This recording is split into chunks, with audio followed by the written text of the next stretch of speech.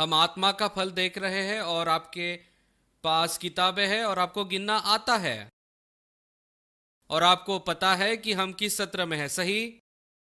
ठीक है, प्रभु की स्तुति हो। हम लोग हम लोग सत्र हम लोग किस सत्र में हैं? सत्र 5, सही। हम सत्र 5 में हैं और हो सकता है आपका पाठ्यक्रम कुछ और कहे। ठीक है।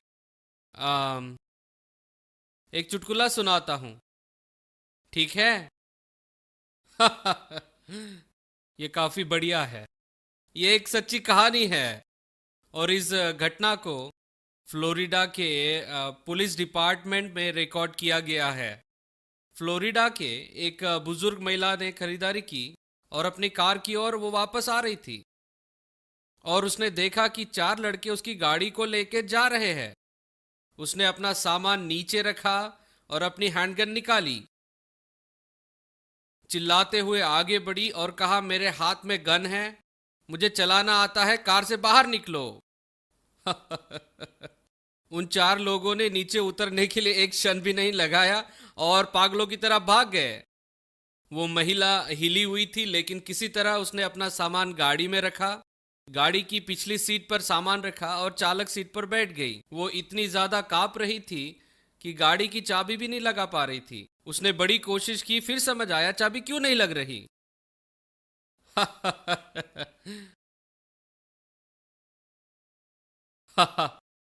एक और कारण था, वो सोच रही थी कि गाड़ी की अगली सीट पर प्रिस्बी और बियर के 12 पैक्स क्यों रखे हैं। और कुछ समय बाद उसने देखा कि 3-4 गाड़ियां छोड़कर उसकी कार पार्क है। उसने अपना सामान बाहर निकाला, गाड़ी में बैठी और पुलिस स्टेशन में जाकर कहा कि उससे गलती हुई।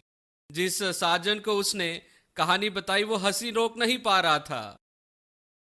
उसने काउंटर की दूसरी ओर इशारा किया जहां 4 घबराए लड़के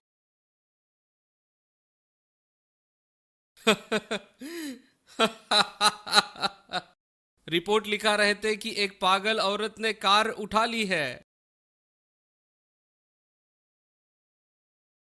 कह रहे थे कि 5 फीट ऊंची है और चश्मे पहना हुए है, उसके सफेद घुंघराले बाल है और हाथ में बड़ी हैंडगन है। कोई चार्ज नहीं लगाया गया। कहानी किसी की है, अगर ऐसा कोई मौका आए तो उसे यादगार बनाइए। बढ़िया है ना? हे प्रभु। ठीक है, हम आत्मा का फल देख रहे थे और आत्मा का फल है प्रेम, आनंद, शांति। सी शांति है। संसार का शांति का विचार यह है, कुछ समय के लिए समस्या ना होना। कितने जानते हैं वो शांति नहीं है। परमेश्वर का शांति का विचार है उसकी उपस्थिति। नंबर 2, समस्या के बीच में उसकी उपस्थिति। आपके जीवन में परमेश्वर की शांति को बनाए रखने की कुंजी ए, परमेश्वर के साथ आप सही खड़े हैं यीशु के लहू के द्वारा। आमीन। वो आपको शांति देता है, यह अद्भुत है। बी, वचन से प्रेम करो। देखिए, अगर आपको हमेशा ही बुरा लगता है, आपको बातों से चोट लगती है, चिड़चिड़ापन है और आपके 4-5 क्लब हैं जिसमें कुछ लोग आपको हमेशा चिड़चिड़ा कर देते हैं, आप ही है जो मुख्य व्यक्ति है। पता है आप वचन से प्यार नहीं करते, मत कहिए कि आप प्यार करते हैं। आपको हमेशा चोट लगती है, आप लोगों को बाड़े के बाहर रखते हैं। आप समझे, आप वचन से प्रेम नहीं रखते। देखिए, आप ईमानदारी से बताइए, मैं वचन से प्रेम नहीं रखता। अगर हमेशा मुझे चोट लगती है, हमेशा मैं लोगों को चोट के आसपास इकट्ठा करता हूं, तो जानिए समस्या ये है, आपको चोट लगी है और आपको चाहिए कि आप परमेश्वर से कहे कि वो आपके हृदय को चंगा करे। आपका प्राण आपके हृदय का भाग है। आमीन। और फिर आपको खुद की और पीड़ित की बजाय विजेता के रूप में देखना है। हालेलुया। हाँ। और फिर सी, अपने मन को यीशु पर लगाए। मन को यीशु पर लगाए। फिर डी, यीशु पर भरोसा रखे। जिसका मन तुझ पर धीरज धरे हुए उसकी तू पूर्ण शांति के साथ रक्षा करता है। फिर यशायाह 53 का 5, क्या आपको पता है कि जिस पश्चाताप से आपके पापों की क्षमा हुई है और आपको स्वास्थ्य और चंगाई मिली है, उसी के द्वारा आपको मन की शांति भी मिली है। हमारी शांति के लिए उस पर कोड़े पड़े। आपको पता है प्रायश्चित वह भी देता है। वो आपके पास है तो कहिए मेरे पास है। वो पहले से जमा है। शांति पहले से आपके आत्मिक खाते में जमा हो चुकी है। वो पहले से जमा है, अब हो सकता है आप उसे डालें। वो जमा है। आपको जितनी शांति चाहिए वो आपके पास है मसीह में। और तो आप उस पर भरोसा कीजिए, उसने जो किया उस पर विश्वास कीजिए। एंड्रू कहता है युद्ध खत्म हो गया, वो पहले ही समाप्त हो गया, खत्म हो गया। परमेश्वर की शांति तब प्रकट होती है जब हम सहमत होते हैं कि इस जगह पर उसकी उपस्थिति अद्भुत है और वर्तमान में हम जहां है वहां वो बदलाव लाएगा। बहुत से मसीह लोग, हो सकता है एक दो यहां भी है, लालसा में भटकते हैं।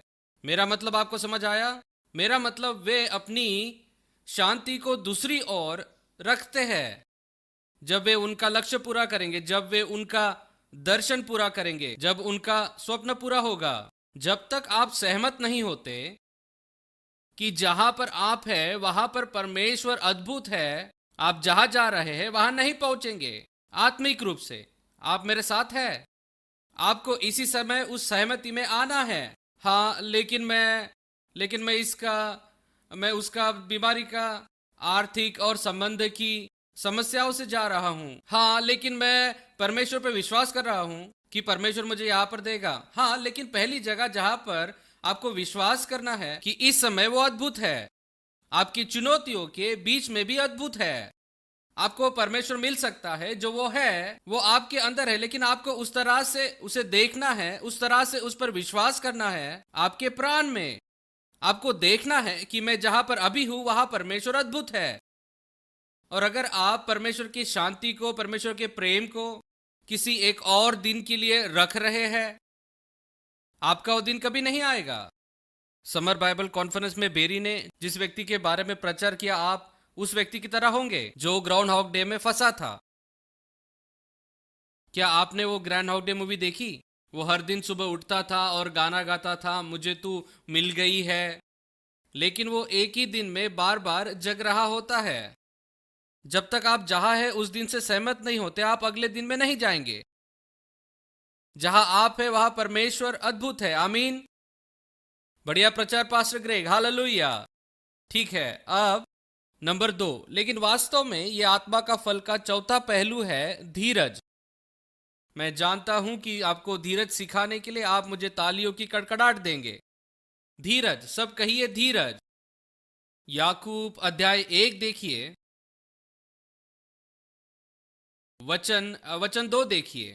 हे भाइयों, जब तुम नाना प्रकार की परीक्षाओं में पढ़ो तो इसको पूरे आनंद की बात समझो, ये जानकर कि तुम्हारे विश्वास के परखे जाने से क्या उत्पन्न होता है? धीरज उत्पन्न होता है। लेकिन धीरज को अपना पूरा काम करने दो, ताकि तुम पूरे और सिद्ध हो जाओ और तुम में किसी बात की घटी ना रहे। कितने लोग वहां पर होना चाहते हैं? आपको पता है सिद्ध का मतलब परिपक्व होना है, मतलब बढ़ना, परिपक्व होना, जहां आपका प्राण आपकी आत्मा के समान होता है। ठीक, तो हमारे अंदर हमारे अंदर धीरज है। कोई भी जो सिखाता है या प्रचार करता है कि शैतान धीरज रखने वाला व्यक्ति है, तो ये बात झूठ है। उन्होंने झूठ बोला है। शैतान में आत्मा का फल नहीं है। आप में और मुझ में उससे ज्यादा ठहरे रहने की योग्यता है। क्या यह सच नहीं? मेरे अंदर धीरज है, उसका अर्थ मेरे अंदर ठहरे रहने की क्षमता है। मेरे अंदर हर बार शैतान से ज्यादा ठहरे रहने की क्षमता है, हर बार। और हम उसके बारे में सुनना नहीं चाहते। और लोग कहते हैं मैं धीरजवंत नहीं हूं, मेरे लिए प्रार्थना कीजिए। इसे रोकिए। धीरज के लिए प्रार्थना, आपको उसे प्रकट करना है। आप प्रार्थना कर सकते हैं कि प्रभु आपका अनुग्रह लेने में मदद कीजिए जो आपके पास पहले से है।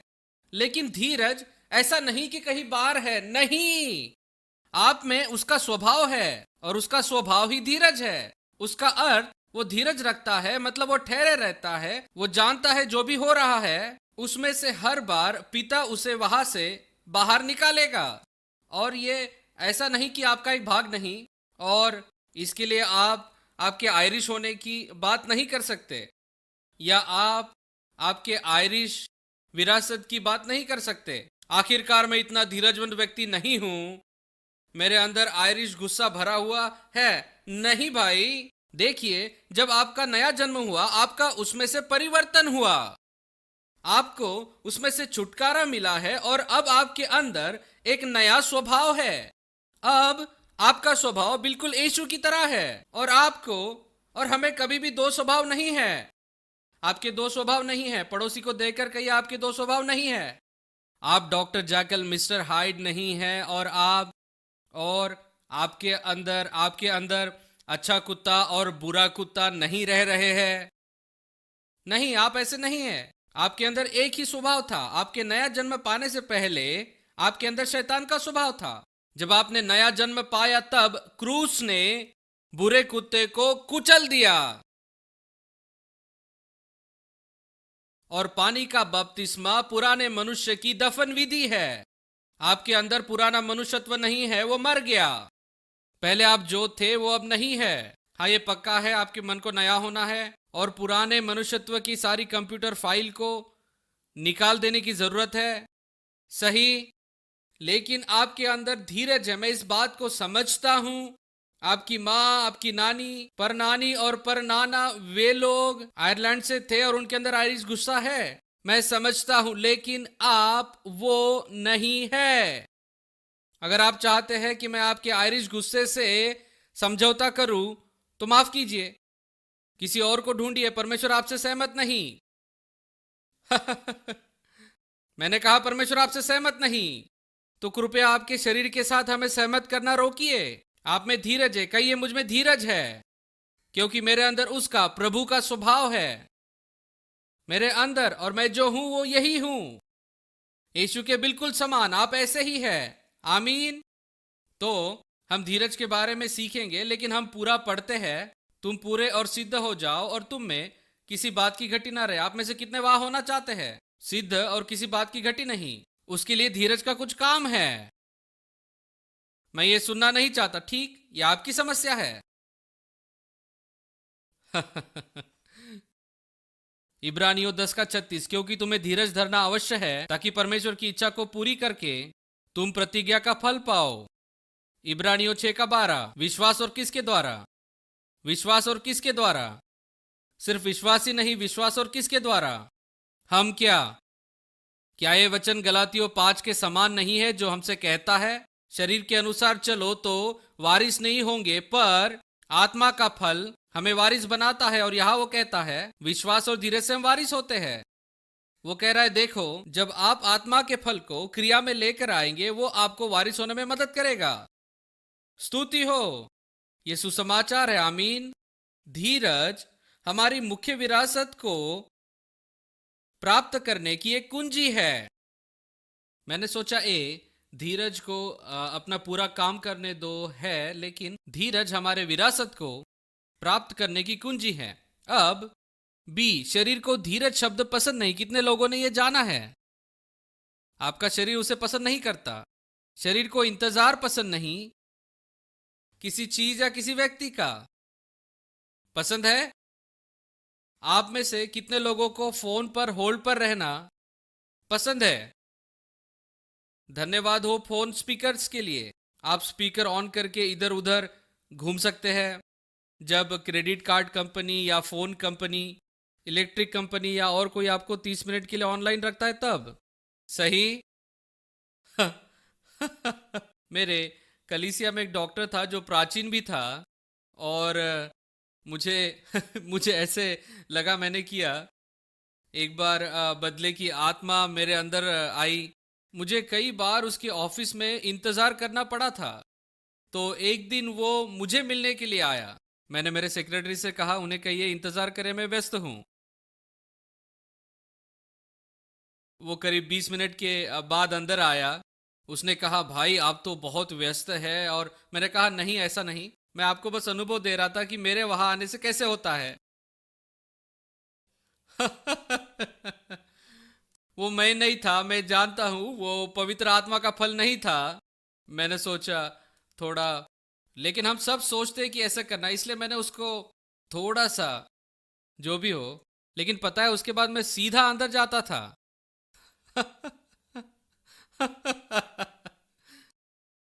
शायद हमें और ज्यादा ग्राहक मिल जाएंगे कलीसिया में अगर हम कलीसिया का विज्ञापन खिड़की से करें तो। एक प्रकार से आज हम ऐसी संस्कृति में जीते हैं जहां हर एक के शरीर की सेवा होती है। अगर हम 59 मिनट से ज्यादा चले जाए तो बाप रे। मेरे पिताजी उनकी मृत्यु से पहले हमारी कलीसिया में आए और वो बहुत सी सभाओं में गए होंगे, लेकिन हमारे जैसी लंबी सभा में नहीं गए थे। हम पवित्र आत्मा को अनुमति देते थे और बढ़िया आराधना होती थी। हमारी सभाएं 1.5 घंटे से 2 घंटे तक चलती थी। हम 1.5 घंटे तक रखने की कोशिश करते थे, लेकिन उन्होंने कहा बेटा मैं आ रहा हूं, लेकिन भोजन के लिए कितने बजे तक निकलेंगे? मैंने कहा 12 बजे तक, 10 बजे शुरू होता है। उन्होंने कहा बाप रे, कलीसिया में 2 घंटे बैठना पड़ेगा। वे वो सभा में बैठे और एक बच्चे की तरह रोए। उन्होंने कहा पहले कभी मैं ऐसी सभा में नहीं गया। उन्होंने कहा मैं तो किसी उबाऊ सभा की अपेक्षा कर रहा था, लेकिन ये तो उबाऊ सर्विस नहीं थी, मैंने घड़ी भी नहीं देखी। पता है परमेश्वर का राज्य सुविधाजनक दुकान के जैसे काम नहीं करता। परमेश्वर आपका पिता है, स्वर्गीय कैश रजिस्टर नहीं। और खरी बातों में, स्वर्गीय बातों में समय लगता है। हमें और हमारे शरीर को यह सुनना पसंद नहीं है, लेकिन मैं लोगों को अक्सर ये बताता हूं। पहला यूहन्ना 1:11 आपके नोट्स में नहीं है। वह कहता है पवित्र आत्मा कौन से और कैसे समय की ओर संकेत करता है। मैं जानता हूं कई बार परमेश्वर ने मुझसे बात की, मेरी आत्मा में वो गर्भवती हुआ। मैं अपेक्षा करता हूं कि वो अभी हो जाए, लेकिन कई बार सालों लग जाते हैं। मेरे ख्याल से सबोपदेशक 8:6 कहता है हर एक विषय का समय और नियम होता है। समय और नियम। कई बार हम जानते हैं कि परमेश्वर ने हमें किस काम के लिए बुलाया, लेकिन हम समय और नियम को नहीं जानते। जो कार्यनिधि होती है और साधारणता जो होने वाला है, उसके लिए जो कार्यनीति है वो समय के साथ की सह प्रतिक्रिया होती है। और कई बार हम स्वर्ग की बातों को माइक्रोवेव करने की कोशिश करते हैं। मैंने कहा माइक्रोवेव करने की कोशिश करते हैं। अगर आप अब्राहम और सारा होते तो आपको कभी भी इजहाक नहीं होता। उसे आप माइक्रोवेव करने की कोशिश करते। सही? ये हमेशा रातों रात में नहीं होता। क्या ऐसा होता है? प्रेम और आपका आत्मिक मनुष्य सबसे पहले धीरज है। क्या सही नहीं? पता है ना 1 कुरिन्थियों 13 क्या कहता है? मैं उसे खोलता हूं। 1 कुरिन्थियों 13 वचन 4। प्रेम धीरजवंत है, ये धीरज है और कृपालु है। बहरहाल वो धीरज रखना चाहता है। हम उसे देखेंगे, लेकिन पता है कुछ लोग कृपालु नहीं होते लेकिन धीरज रखते हैं। वे कहते हैं मैं धीरजवंत हूं, प्रभु की स्तुति हो। नहीं प्रिय, तुम अभी तक नहीं बने, मुझे माफ करो। नहीं, आप वहां नहीं पहुंचे। मैंने कहा आप वहां नहीं पहुंचे। नहीं, अगर आप कृपालु नहीं तो अभी तक धीरजवंत नहीं है। मैंने अभी तक ऐसा नहीं सोचा, लेकिन ये सच है।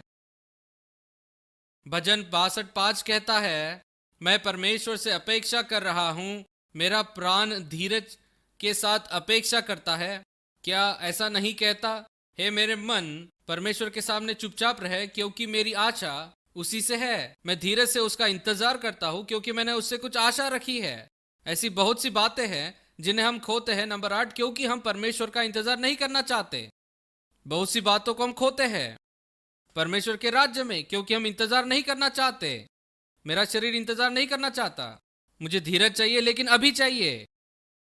परमेश्वर ने जो कहा मुझे अभी चाहिए, लेकिन इस तरह नहीं होता है। देखिए, परमेश्वर हमारी आत्मा में चीजें डालता है। आप में से हर एक किसी बात से गर्भवती है, ठीक है। यीशु के बाद आपने अपनी आत्मा में कुछ धारण किया हुआ है, लेकिन देखिए, नैसर्गिक गर्भ को भी 9 महीने लगते हैं। दोस्तों, मैं आपको कुछ बताता हूं। मसीह की देह में बहुत सारी जायज गर्भ धारणा हो रही है, लेकिन उसी के साथ आत्मिक गर्भपात हो रहे हैं, क्योंकि लोग समय से पहले जन्म देने की कोशिश कर रहे हैं, जिसे परमेश्वर ने उनके दिल में डाला है। आप देखिए, जब समय पूरा हुआ तब यीशु का जन्म हुआ, सही। लेकिन वो कौन सा समय था जिसे हम पक्का कह सकते हैं कि उसे अपनी बुलाहट का पता चला? तब वो कितने साल का था? जब वो 12 साल का था। जब वो 12 साल का था तब वो जानता था कि उसे पिता का काम करना है। मैं ये नहीं कह रहा हूं उसे सब पता था, लेकिन वो जानता था। वो उसके शिक्षकों को सिखा रहा था। वो 12 साल की उम्र से लेकर कितने साल तक जानता था? इसमें कितने साल का समय है? क्या आप गिन सकते हैं कितने साल? 18, कम से कम 18 साल तक यीशु एक उद्देश्य से गर्भवती था।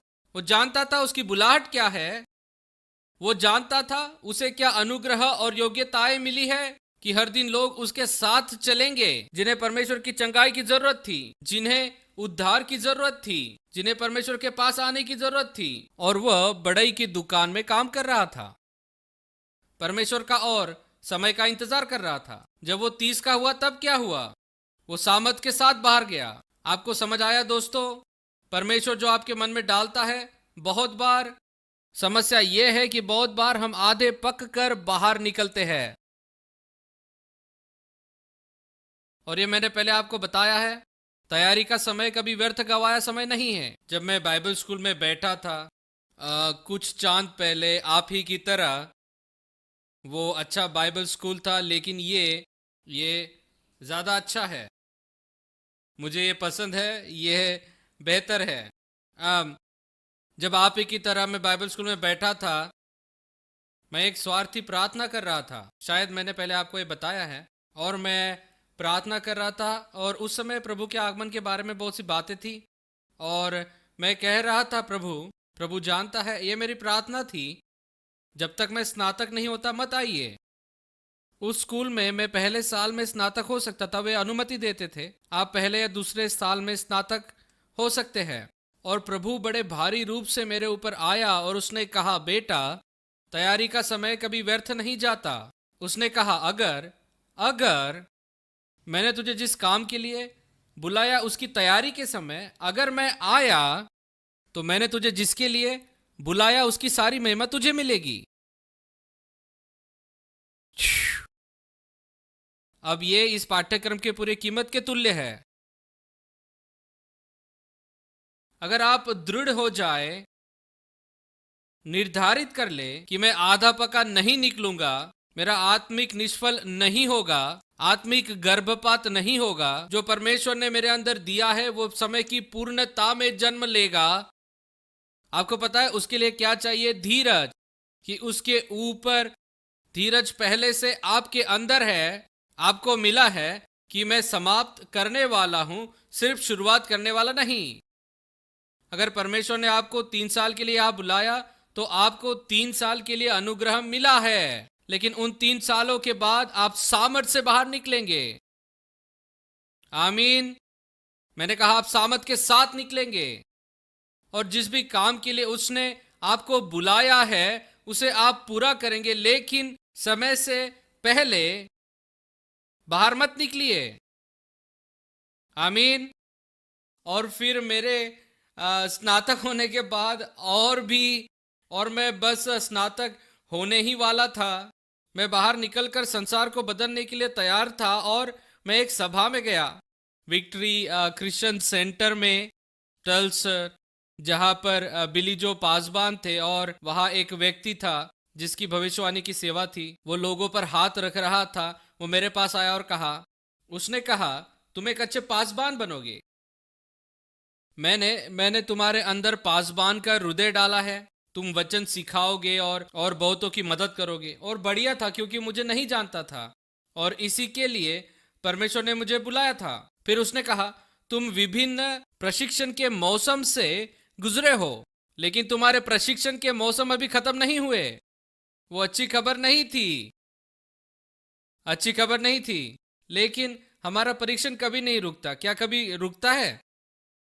लेकिन आप में से कुछ लोग परमेश्वर की बुलाहट के अनुसार, हो सकता है आप किसी के साथ जाकर सेवा करेंगे, किसी कलीसिया या पासबान या संस्था के साथ सेवा करेंगे, या किसी एक्सटेंशन बाइबल स्कूल में। हो सकता है परमेश्वर ने आपको व्यापार के लिए बुलाया, या किसी के लिए कुछ समय काम करने के लिए। जब तक समय नहीं आता, लेकिन हो सकता है आप तैयार है। लेकिन मुख्य बात यह है, परमेश्वर ने आपको जिसकी भी बुलाहट दी है उसमें धीरज रखना अच्छा है, ताकि वो परिपक्व हो जाए, वो सामर्थ्य हो जाए और आप में किसी बात की घटी ना रहे। आमीन। दूसरा पत्रस 1 वचन 5 है, अपने विश्वास पर बढ़ाते जाओ। पता है, हमारे विश्वास पर बढ़ाने के लिए चीजें हैं। हमारे विश्वास पर बढ़ाने की एक चीज है धीरज। विश्वास पर बढ़ाओ, अपने विश्वास पर सद्गुण, और सद्गुण पर समझ। फिर वचन 6 क्या कहता है?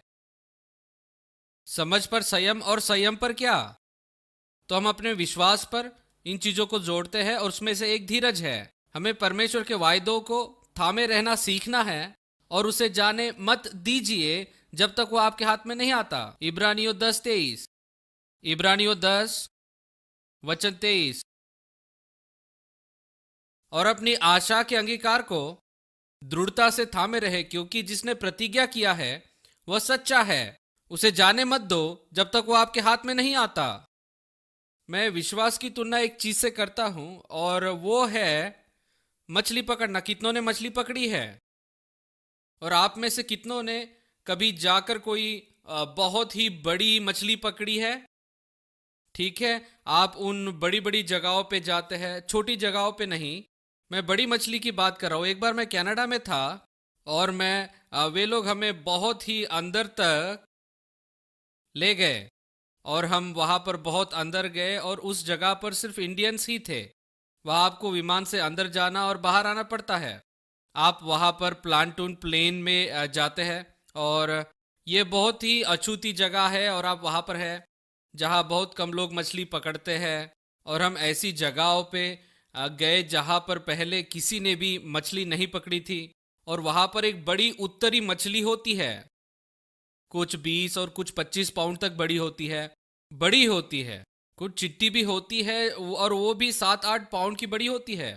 लेकिन वहाँ पाइक मिलती है, और जहाँ पर बहुत साफ पानी होता है, वहाँ पर मैं, मेरा भाई और मेरे पिताजी, हम लोग गए।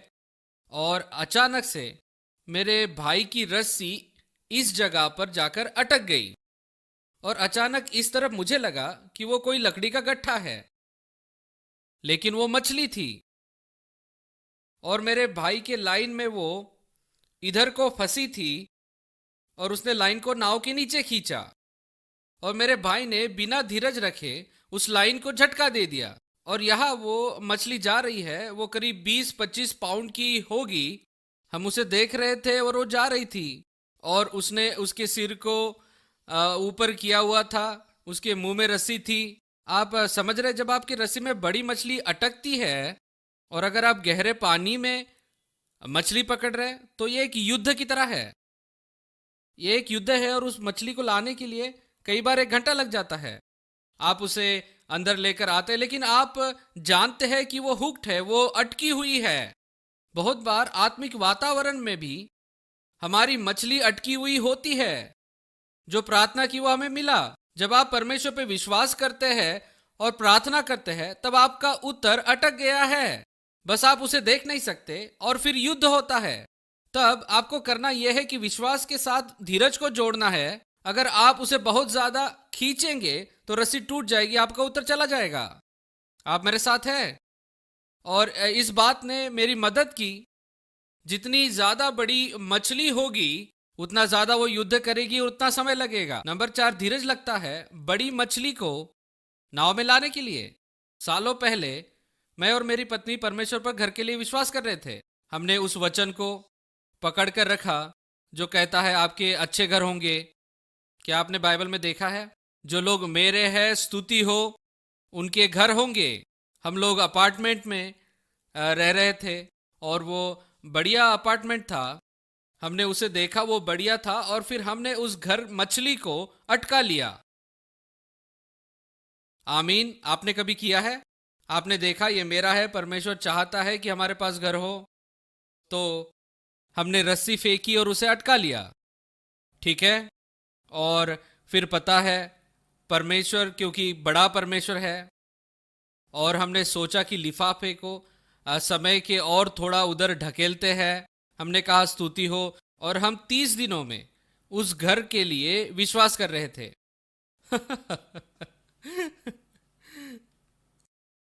आप उसे मूर्खता कहते हैं ना।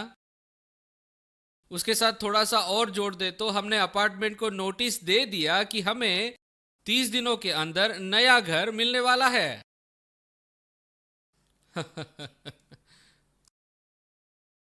बहुत बार 5B, बहुत बार हम इसलिए वायदों को नहीं खोते क्योंकि हमारे अंदर विश्वास नहीं था, लेकिन इसलिए खोते हैं क्योंकि हमने उस पर अपना समय निर्धारित किया।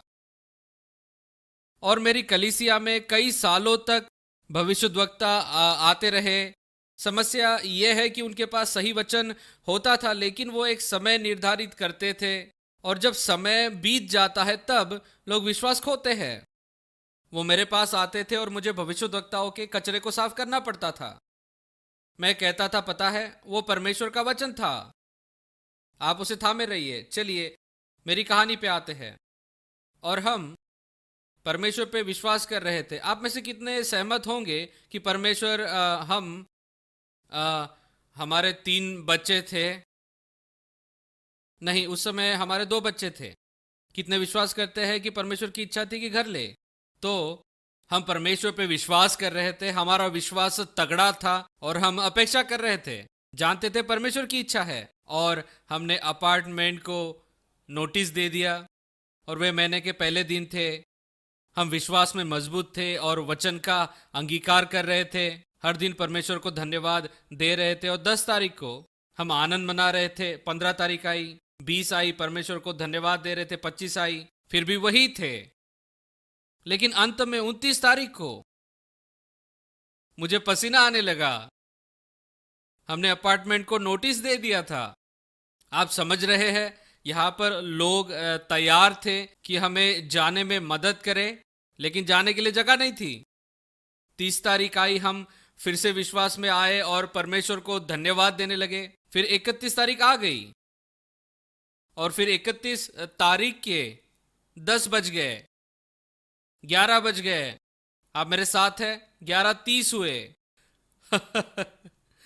11:35 हुए, 11:45, और फिर 11:50 हुए, 11:59, और हम परमेश्वर की स्तुति कर रहे हैं। हम जानते हैं प्रभु आप अभी भी इसे कर सकते हैं, आप किसी को भेज सकते हैं, आप किसी को हमारे घर में, आप जानते हैं आप किसी को हमारे घर में भेज सकते हैं। लेकिन जब 31 की आधी रात हुई, हमारे पंख गिर गए।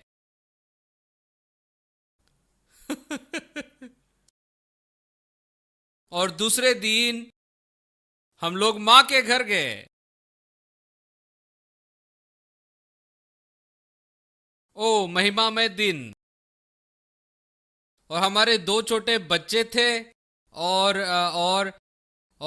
माँ और मेरे घर वाले पिटाई पर विश्वास नहीं करते थे, और मेरे सबसे बड़े बेटे को बाकी सबसे ज्यादा पिटाई मिलती थी, और समय समय पर उसको ताल में लाना पड़ता था, और हम युद्ध में थे। लेकिन ये उससे ज्यादा था। और अंत में हम थोड़े खड़े हुए और हमने एक अपार्टमेंट ढूंढ लिया, लेकिन वो बहुत खराब था। जो भी हो, क्या किसी के साथ ऐसा हुआ है? आपके साथ हुआ है? और भाई, हम बहुत निराश हो गए थे और उस समय हमें हर प्रकार की समस्याएं थी उस अपार्टमेंट में। और मैं इसके बारे में परमेश्वर से बात करने में डर रहा था। अंत में परमेश्वर के साथ इसके बारे में बात करने के लिए साहस मिला। देखिए, ये काफी साल पहले हुआ, इसलिए मुझ पर थोड़ी दया कीजिए, लेकिन हम सब उस रास्ते से गुजरे हैं किसी ना किसी रीति से। और मैं प्रार्थना कर रहा था। मैंने कहा, अब प्रभु, मैंने सोचा, मैंने आपको सुना है। और हम विश्वास के साथ बाहर कदम रख रहे थे। उसने मुझसे ये बात की। उसने कहा, बेटा, तुम विश्वास में ठीक चल रहे थे जब तक तुमने अपने हाथों में कोई यंत्र नहीं पकड़ा था कि थोड़ा क्लिक करो और मेरे वायदों को जाने दो। वाह! उसने कहा, देर नहीं हुई, विश्वास में जाओ और वादे को उठाओ, उसमें धीरज को जोड़ो और अपनी आंखें घड़ी से हटाओ। अपनी आंखें घड़ी से हटाओ। अपनी आंखें घड़ी से हटाओ और अपनी आंखें कैलेंडर से हटाओ। अपनी आंखें घड़ी से हटाओ, अपनी आंखें कैलेंडर से हटाओ, विश्वास में वापस आओ, उसके साथ धीरज जोड़ो और परमेश्वर वायदे को पूरा करेगा। आमीन। मैंने कहा, क्या ऐसा कर सकते हैं? उसने कहा, हाँ, ऐसा कर सकते हैं। मैंने कहा, स्तुति हो। तो हमने समय सीमा को उससे हटा दिया, हमने घड़ी को हटा दिया। और फिर कुछ समय के बाद, थोड़ा समय लगा, लेकिन हम अपने घर में गए। परमेश्वर की स्तुति हो। हमारा अपना घर था और हम डेकाटो टेक्सास में गए और वो बहुत ही अद्भुत था। और देखिए दोस्तों, समस्या यह है, हमें ये वचन मिलते हैं। मैं भविष्यद्वक्ताओं को कहता हूं जो वो आते हैं, समय सीमा मत लगाइए। मैं ये नहीं कह रहा हूं कि परमेश्वर कभी समय सीमा नहीं रखेगा, मैं ये नहीं कह रहा हूं। लेकिन कभी कभार क्या वो परमेश्वर की इच्छा है? क्योंकि तब आप क्या करते हैं, आप परमेश्वर के ऊपर नहीं लेकिन अपनी घड़ी के ऊपर आंखें लगाते हैं। अगर वो परमेश्वर की ओर से है तो वो पक्का होगा। आप बस विश्वास कीजिए, उसके साथ धीरज जोड़िए। अगर आपने विश्वास में मछली को पकड़ा है तो उसे पकड़ के रखिए। कब तक आप उसे पकड़े रहेंगे? जब तक वो मिल नहीं जाती। आप उसे जाने नहीं देते। कितना समय लगेगा मुझे नहीं पता, लेकिन जब अंदर लोगे तो मूल्यवान होगी। यही हमारी समस्या है। हमारी आंखें घड़ी पर लगी है, हमारी आंखें कैलेंडर पर, लेकिन परमेश्वर पर नहीं लगी है। बढ़िया प्रचार पास्टर ग्रेग। आमीन। बहुत से मसीह लोग जल्दी हार मानते हैं। जब कभी आपके जीवन के लिए प्रकाशन या दर्शन मिलता है, अचंभित मत होइए। जब आप क्लेशों का सामना करते हैं, जिसके बारे में इब्रानियों 10 कहता है, बहुत बार समस्या यह है कि शैतान मुर्दा नहीं है और वो आपको आगे बढ़कर बिना किसी संघर्ष के उसकी सीमा को लेने नहीं देगा। आप मेरे साथ हैं? ये हमारे ऊपर है कि धीरज को काम करने दे, उसे जाने ना दे। मैं अभी पेज 3 पर हूं। निराशा या देरी के कारण उसे जाने मत दीजिए। जाने मत दीजिए। मसीही, सीबीसी के स्टूडेंट, उसे जाने मत दो। अगर आप जाने नहीं देंगे तो परमेश्वर ने आपके मन में जो रखा है उसे वो पूरा करेगा। उसे पकड़े रहिए। आंखें घड़ी से हटाइए, अपनी आंखें कैलेंडर से हटाइए। परमेश्वर ने जो आपके मन में डाला है उसे पकड़े रहिए। कब तक? जब तक वो आपके हाथ में नहीं आता। मुझे नहीं पता कितना समय लगेगा। जितनी बड़ी मछली होगी, कभी कभार जितना बड़ा स्वप्न होगा उतना ही बड़ा युद्ध भी होगा, लेकिन इनाम भी बड़ा होगा। आपको वो मिल गया है, उसमें आप धीरज को जोड़िए। आप शैतान से ज्यादा समय तक टिके रह सकते हैं। यह जितने वचन है कहते हैं, पहला थिस्सलुनीय 2, रोमियो 1, रोमियो 15, कहते हैं शैतान ने हमें रोका। इसका मतलब वो अंदर घुसा, उसने देरी लगाई या भटकाया हमारी योजनाओं को, लेकिन वो हमें रोक नहीं सकता। शैतान हमें रोक नहीं सकता, लेकिन वो हमें रोकेगा, परिस्थितियों को बीच में लाएगा, देरी करेगा। नंबर 3, जिस किसी के वो पीछे है वो वचन के पीछे पड़ा है, उसे जाने मत दो। आपके पास जो वचन है उसके पीछे है। वो उसके पीछे क्यों है? वो वचन के पीछे क्यों पड़ा है? क्योंकि जब वो वचन पूरा होगा, ये सिर्फ घर या सेवकाई या इत्यादि के बारे में नहीं, वो वचन के बारे में है। और जब वो वचन पूरा होगा तब वो शैतान के राज्य को नुकसान पहुंचाएगा। वो लोगों को अंधकार से ज्योति में खींचता है, लोगों को आशा देता है कि परमेश्वर साधारण लोगों को असाधारण बातों के लिए इस्तेमाल कर सकता है। और वो एंड्रू के जैसे लोग हैं जो बातें परमेश्वर ने मन में डाली उसे पकड़े रहते हैं। मैंने उन्हें देखा 20 साल पहले, जब उसे कोई नहीं जानता था, बहुत कम लोग जानते थे। एक ही प्रचार करता है, एक ही प्रचार करता है, एक ही प्रचार करता है, एक ही प्रचार करता है, विश्वास करो। मैंने उसे मेरी कलीसिया में देखा है।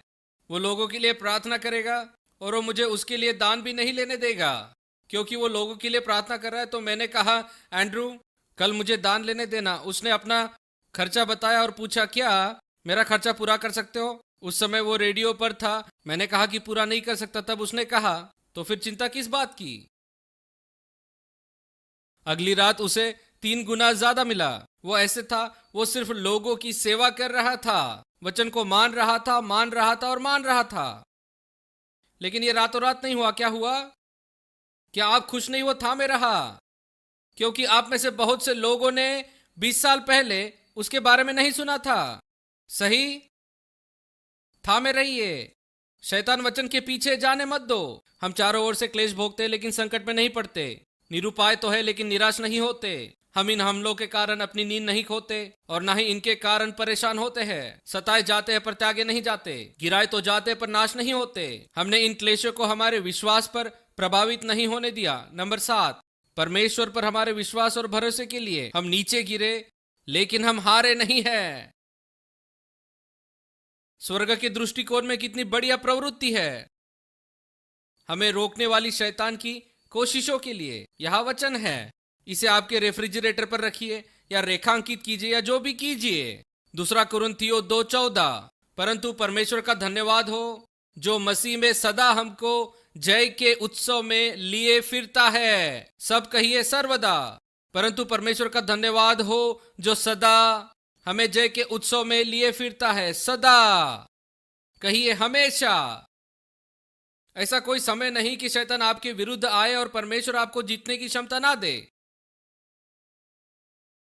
उसने कहा वो आपको हर परीक्षा से बाहर निकलने का मार्ग निकालता है और हर बार वो आपको जय पाने की सामर्थ को देता है। अगर शैतान आपको रोके, नंबर 2, हार मत मानिए। ये मत कहिए मैंने कोशिश की लेकिन काम नहीं बना। आपकी विश्वास की ढाल को उठाइए और अगली बार और जोर से मारिए। हर बार मैं कहां से आता हूं उसका क्या अर्थ है? आपको पता चल गया। नंबर 4, कभी कभार या ज्यादातर समय नहीं लेकिन हमेशा। हमेशा का क्या मतलब है?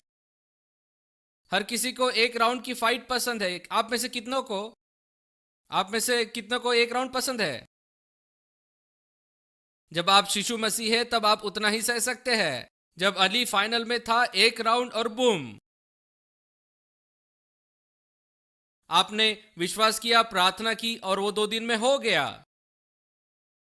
और फिर और फिर हमें यह विश्वास हो जाता है कि सारे विश्वास में सिर्फ एक ही राउंड होता है। फिर अली का फ्रेजर से सामना होता है।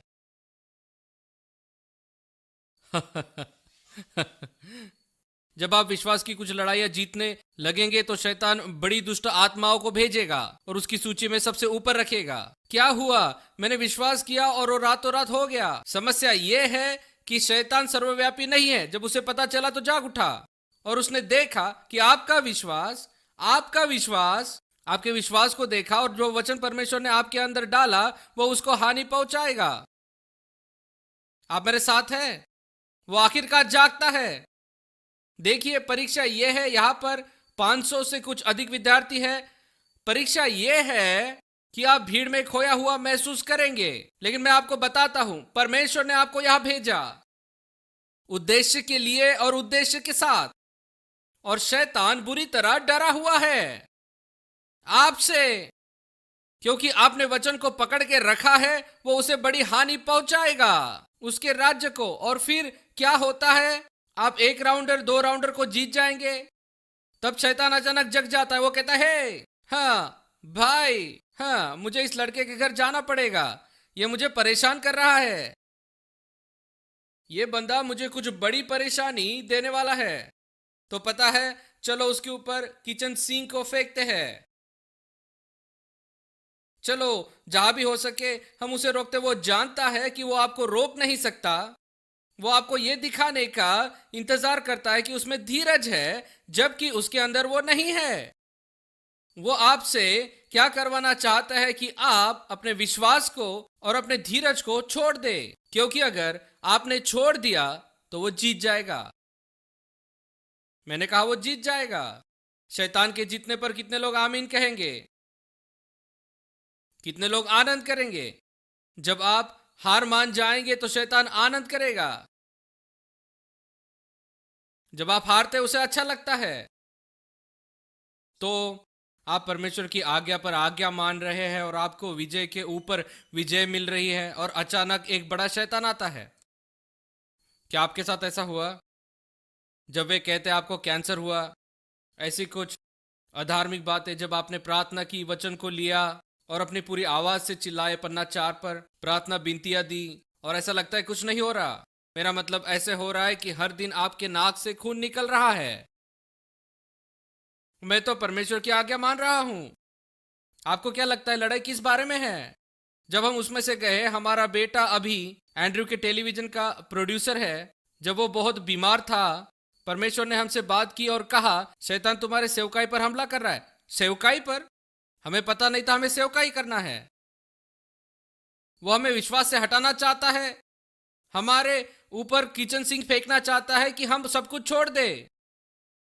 लेकिन परमेश्वर ने आपसे कहा, उसने आपसे यह नहीं कहा कि आप एक राउंडर को जीत जाएंगे, लेकिन परमेश्वर ने कहा कि तुम हमेशा जीतोगे अगर तुम हार नहीं मानोगे। तो अगर आप टीके रहते हैं, पास्टर बॉब निकल ये कहते हैं, सफलता का अर्थ हर दिन खड़े होना है।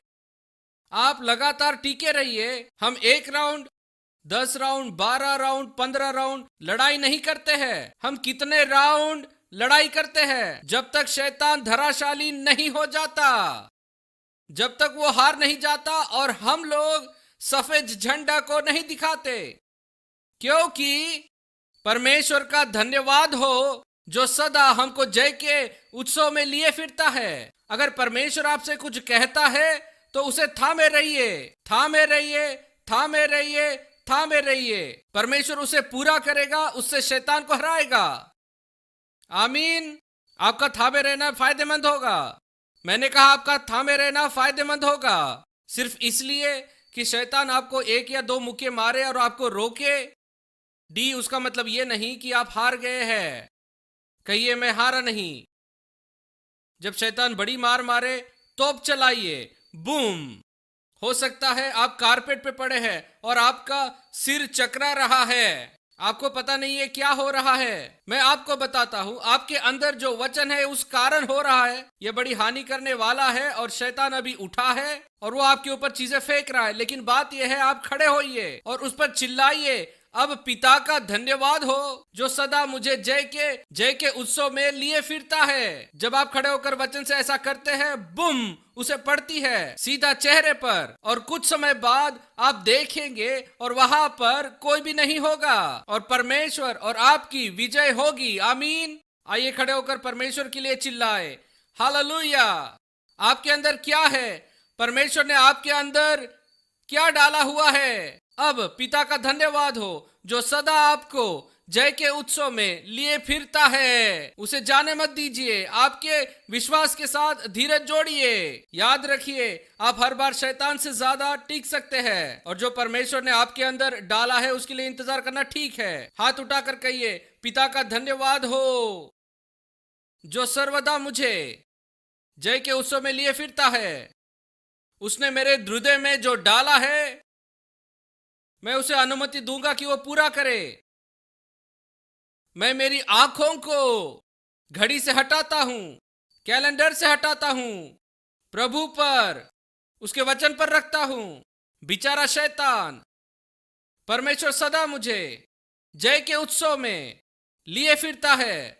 परमेश्वर के लिए चिल्लाइए, हालेलुया, हालेलुया, आमीन।